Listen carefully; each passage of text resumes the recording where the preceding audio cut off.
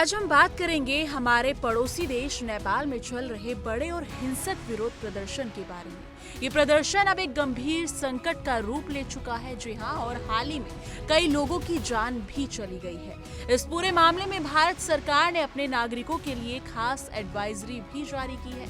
तो चलिए विस्तार से जानते हैं कि नेपाल में क्या हो रहा है और क्यों हो रहा है, और इसका हमारे लिए क्या मतलब हो सकता है।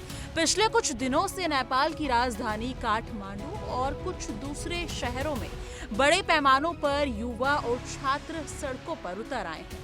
ये युवा और छात्र अब जेनजी की आवाज बनकर सामने आए हैं। सोमवार और मंगलवार को इन प्रदर्शनकारियों और सुरक्षा बलों के बीच हिंसक झड़पें हुई, जिनमें कम से कम 19 लोगों की जान चली गई और 300 से ज्यादा लोग घायल बताए जा रहे हैं। ये आंकड़े बताते हैं कि हालात कितने गंभीर हो चुके हैं। नेपाल के कई हिस्सों में कर्फ्यू लगा दिया गया है, खासकर काठमांडू की रिंग रोड और कल्की इलाके में, जहां प्रदर्शन सबसे ज्यादा हो रही है। पुलिस और सेना ने भी प्रदर्शनकारियों को नियंत्रित करने के लिए कड़क कदम उठाए, जिनमें गोली चलाने तक की भी खबरें आई हैं।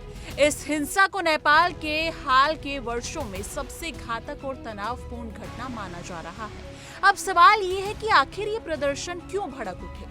असल में सरकार ने कुछ दिन पहले सोशल मीडिया प्लेटफॉर्म्स पर प्रतिबंध लगा दिया था, जिससे लोगों की आवाज दबाने की कोशिश मानी गई। जी हाँ, सोशल मीडिया आज के युवाओं के लिए अपनी बात पहचानने का सबसे बड़ा जरिया है। इसलिए इस फैसले से युवा बहुत नाराज है। लेकिन ये तो शुरुआत थी, असल गुस्सा सरकार के कामकाज और तानाशाही रवैये को लेकर है।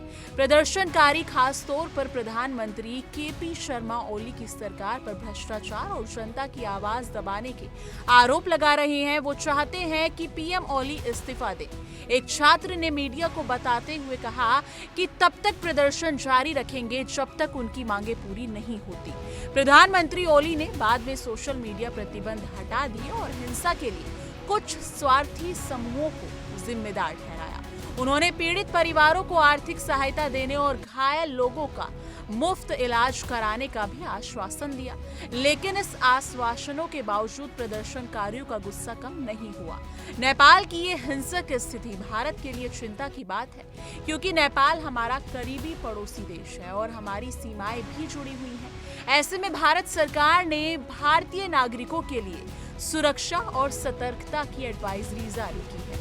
विदेश मंत्रालय ने कहा कि नेपाल की स्थिति पर करीब से नजर रखे हैं।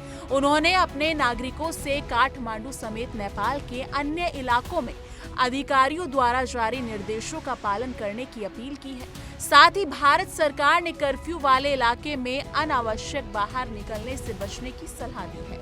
भारत ने सभी पक्षों से संयम बरतने, हिंसा से दूर रहने और शांति के साथ संवाद करने की अपील भी की है, क्योंकि ऐसे तनावपूर्ण हालत दोनों देशों के रिश्तों को प्रभावित कर सकते हैं। नेपाल में राजनीतिक अस्थिरता कोई नई बात नहीं है। पिछले कुछ वर्षों में वहां कई बार सरकार बदली है और सत्ता संघर्ष लगातार चलता रहा है। अब ये प्रदर्शन ये दिखाता है कि युवा वर्ग भी इस असंतोष का हिस्सा बन चुका है।